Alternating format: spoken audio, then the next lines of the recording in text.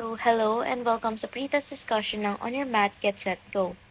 If you haven't done the pretest yet, I highly suggest that you try it out on your own first and use this video to double check your answers. The link will be in the description box below. Pero it's also fine if you just want to solve along with this video instead. The concepts used in these problems will be better discussed in separate videos, which are also on our YouTube channel. So let's get started. So for the first item, suppose that m and n are integers such that m is less than 0 and n is greater than 0. Which of the following is true about m times n? So yung important na maalala natin here is kapag given ka ng dalawang integers na magkaiba yung signs nila, kapag minultiply mo sila, always negative yung lalabas. While kapag same signs, always positive kapag minultiply mo sila. So for this item, the answer is B. M times n is negative. For number 2, we are asked to evaluate this expression. And yung important na maalala natin dito is yung concept ng GEMDAS or more commonly known as PEMDAS. Yung sinasabi ng GEMDAS ay yung order kung paano mo isosolve yung isang expression. G stands for groupings, E exponents, M multiplication, D division, A addition, and S subtraction. So, dito sa item na to, titignan natin kung sino yung nasa pinakaloob na problem. So, makikita natin dito na pwede natin isolve itong dalawang expressions muna. Pero dito, meron pa siyang grouping symbol sa loob. And yung pinakaloob niyan, makikita natin is ito. So, to solve this, una natin gagawin, solve natin this from left to right. So, 1.8 plus 7.7 is 9.5 times, so for this, pasok natin yung negative sa negative 0.9 para maging negative 3 plus 0.9. Tapos, pwede na natin ilagay ito times 1.5. So, 9.5 times negative 3 plus 0.9 is equal to negative 2.1 times 1.5. So, negative 2.1 times 1.5 is equal to negative 3.15 times 9.5. And when we multiply this, we get negative 29.93, which is letter D. So for this item, yung gagamitin din natin is the same as yung previous, which is GEMDAS. So makikita natin sa problem na to na meron tayong fractions and meron ding decimal. So what would help us is yung kapag kinonvert natin yung decimal to a fraction din. Kasi yun yung makakapagpadali ng solving. So we can write this expression as 3/4 squared times 2/3 raised to negative 3 over 1/2. Or we can just multiply it by 2. So, following the rule of GEMDAS, uunahin natin itong expression here, or more specifically, yung mga nasa loob, na 3/4 squared and 2/3 raised to negative 3. To get 3/4 squared, we square 3 and 4. So, we have 9 over 16 times, so ganun din yung gagawin natin for 2/3 raised to negative 3. I-cube natin yung 2 and 3. So, magkakaroon tayo ng 8 over 27. However, because may negative sign dito, babalik ta rin natin or kukunin natin reciprocal, which is 27 over 8 times 2.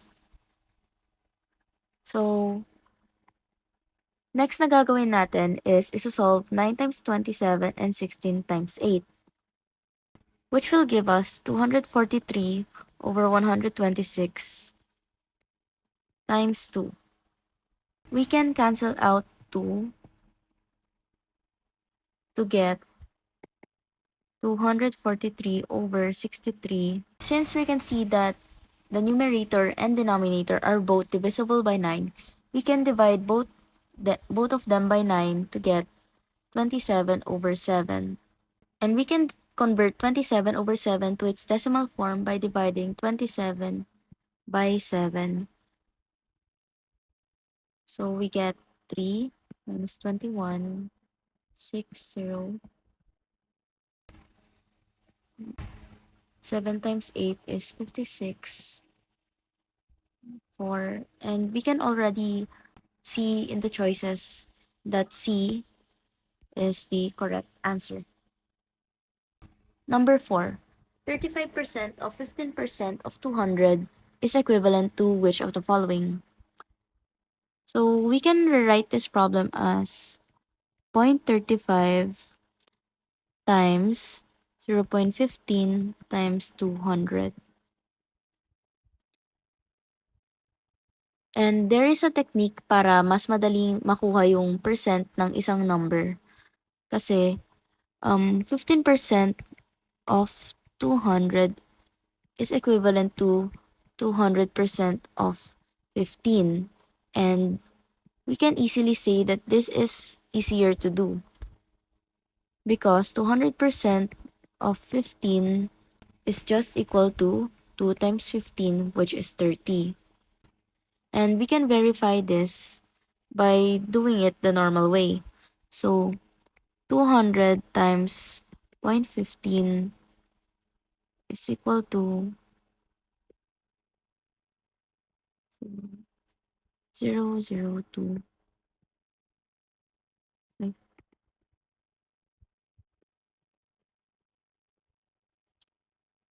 30. We have 30. So now we have established that this is equivalent to 30. Now we get 35% of 30. 0.35 times 30 equals 0. 3 times 5 is 15. 3 times 3 is 9 plus 1, 10. 0, 5, 0, 1, 1, 2 decimal points. So now we have 10.5, which is letter A. Number 5, multiply 2 times the cube root of 18 times negative 7 times the cube root of 15. Ang gagawin natin, i-multiply natin dalawang nasa labas and yung dalawang nasa loob. So, meron tayong negative 7 times 2, which is negative 14 times the cube root of 18 times 15. And pag multiply natin yung 18 times 15, we have 270. The 270 can be split into 2. We have 27 times 10.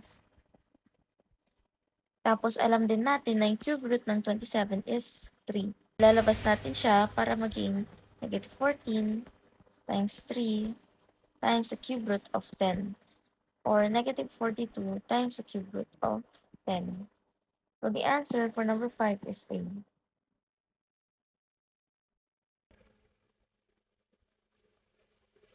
Number 6. Rita is selling concert tickets. She sold 4 to her cousins, then gave half of what she had left to her brother for him to sell. She sold 12 more to her friends and had 15 tickets left to sell. How many tickets did she have in all? So, ang hinahanap sa item na to is yung original number of tickets. We can let X be the original number of tickets. Next, we have to construct the equation to solve for X. At first, Rita had X tickets. Then, she sold 4 to her cousins, minus 4, then gave half of what she had left to her brother for him to sell. So, times 1/2. Tapos, sabi rin here, she sold 12 more to her friends.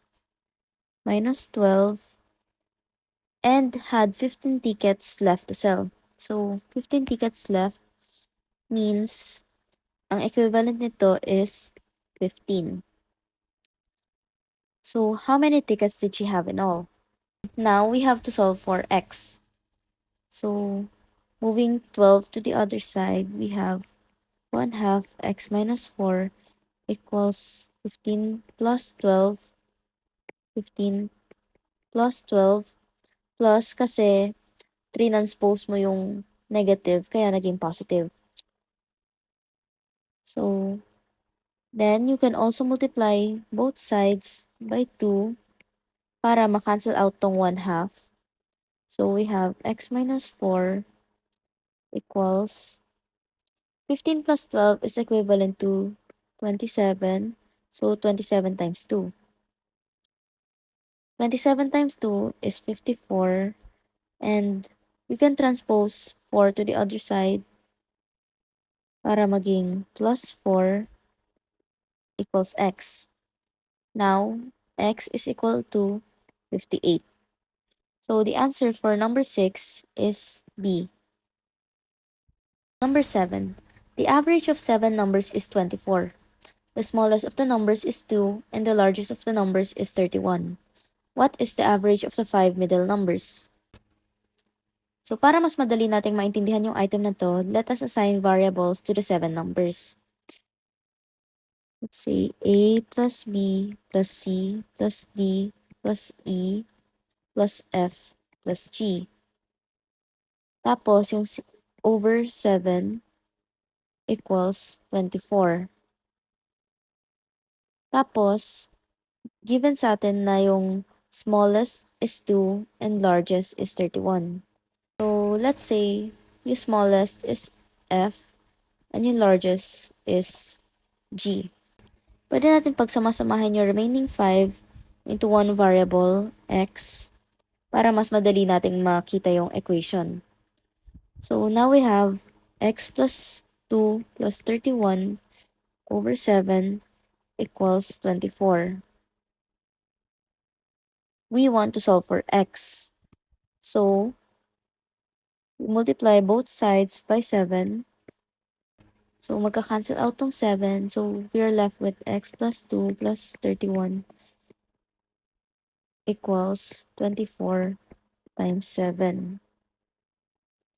Transposing 2 and 31 to the other side, we have x equals 24 times 7 minus 2 minus 31. We have x equals 168 minus 2 minus 31, which is 135. So, ngayon, nakuha na natin yung sum ng 5 middle numbers, which is 135. Nahanap naman ngayon is yung average. So, ang gagawin natin next ay i-divide yung 135 by 5, which is 27, which is letter C.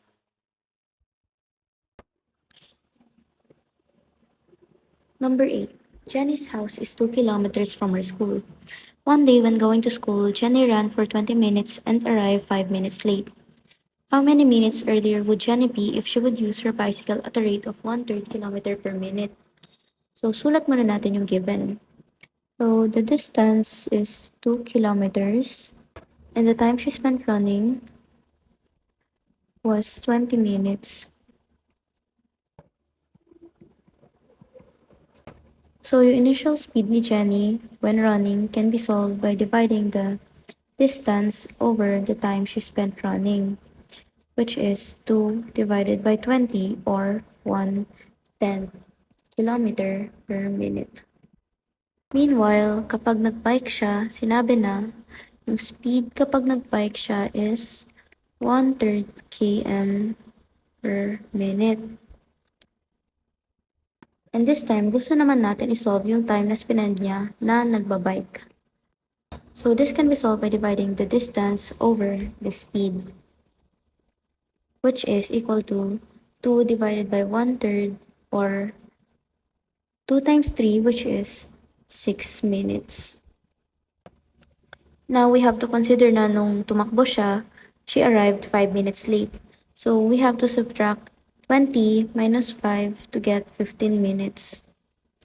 Ngayon, dahil meron na tayong 15 minutes, we just have to subtract 6 minutes to get 9 minutes. Jenny would have arrived 9 minutes earlier if she used her bicycle at a rate of 1/3 kilometer per minute. The answer for number 8 is D. Number 9. The sum of the ages of Nicole and Christine is 32. In 2 years, Nicole will be 3 times as old as Christine. How old are Nicole and Christine now?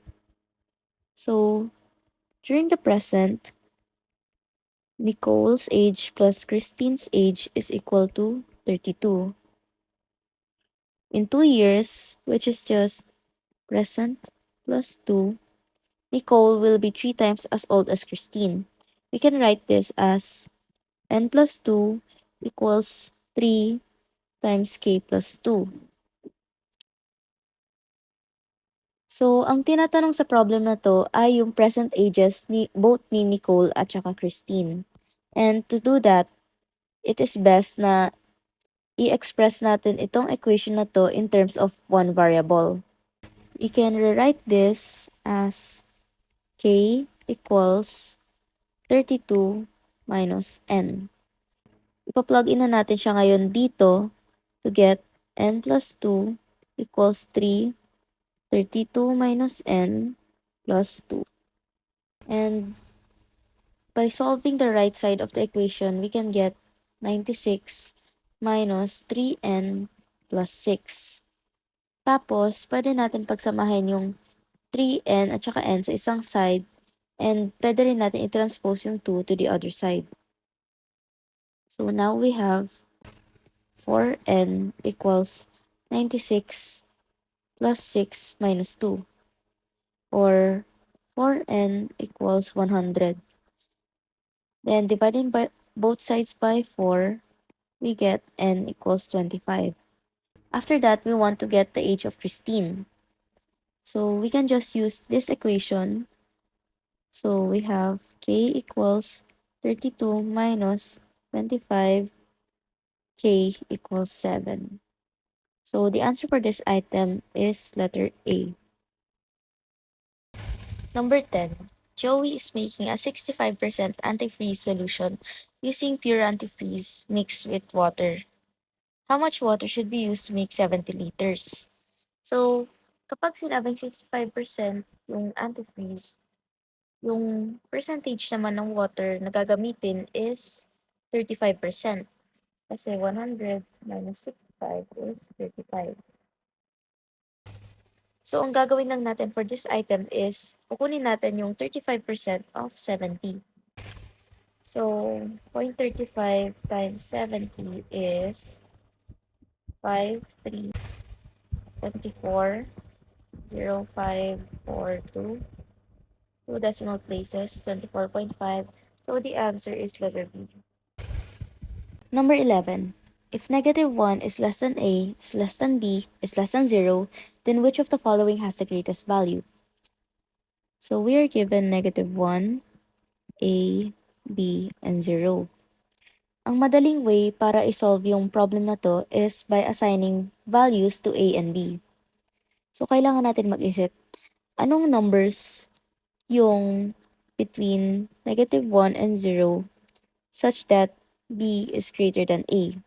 So, pwede natin i-consider yung B to be negative 1/4 and A to be negative 1/2. Tapos, we just have to solve the choices. Letter A, B minus A, or negative 1/4 minus negative 1/2. Because dalawa yung negative signs natin dito, magiging 1/4 plus 1/2, which is just 1/2 minus 1/4 or 1/4.